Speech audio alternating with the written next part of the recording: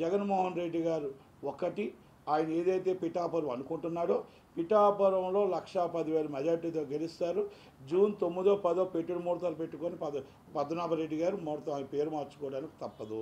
వంగా గీతా గారి కోసం మనం ఏం అనట్లేదు. పాపం ఆమె ఒక పార్టీ లైన్లో ఆమె మాట్లాడుతూ ఆమె గెలవాలని ఆమె కోరుకుంటుంది.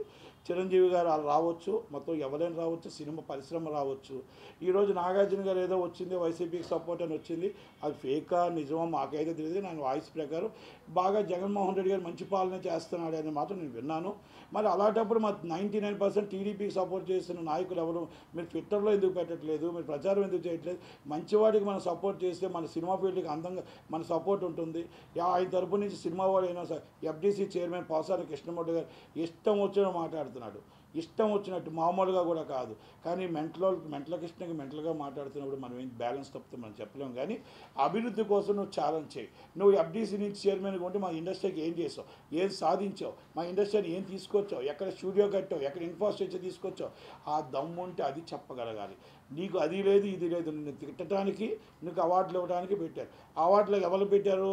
రోజా గారికి, మొత్తం టోటల్ అంబటి రాంబాబు గారికి, జోగి రమేష్ గారికి, వెల్లంపల్లి శ్రీని గారికి, మన అమర్నాథ్ గారికి, వీళ్ళందరికీ కూడా మీరు అవార్డులు చైర్మన్. ఆయన ఎఫ్డీసీ చైర్మన్ అంటే అవార్డులు చైర్మన్. సినిమా అవార్డులు తీసేశారు.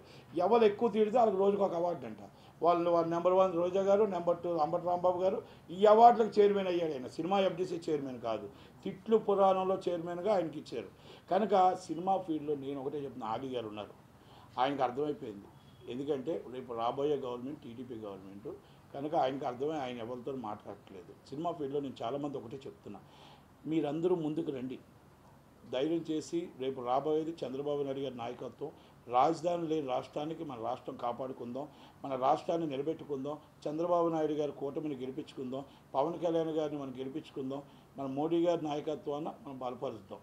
ఎందుకు అంటున్నానంటే ఈ కూటమి వస్తే మనకి అంధకారం నుంచి బయటపడతాం, మన కరెంటు బిల్లుల నుంచి బయటపడతాం. పోలవరం ప్రాజెక్టు ఆ రోజు దాకా మన దేవనాడి అది పూర్తి కాలేదు. అలాగే కరెంటు బిల్లులే కాదు, రోడ్లు బాగలేవు, ఎన్ని బాగలేవు.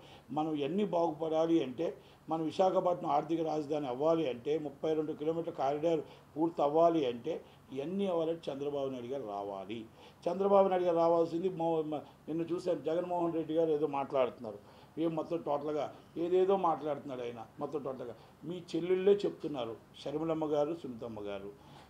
అన్నయ్య ఎలాంటి వాడో, అన్నయ్య పాలన ఎలాంటిదో వాళ్ళంతా కంపల్సరీ చెప్తారు. పోనీ అన్నయ్య పాలన మంచిగా ఉందంటే మీ తల్లిగారు విజయమ్మ గారు మీకోసం ఒక్క మాటైనా మాట్లాడారా?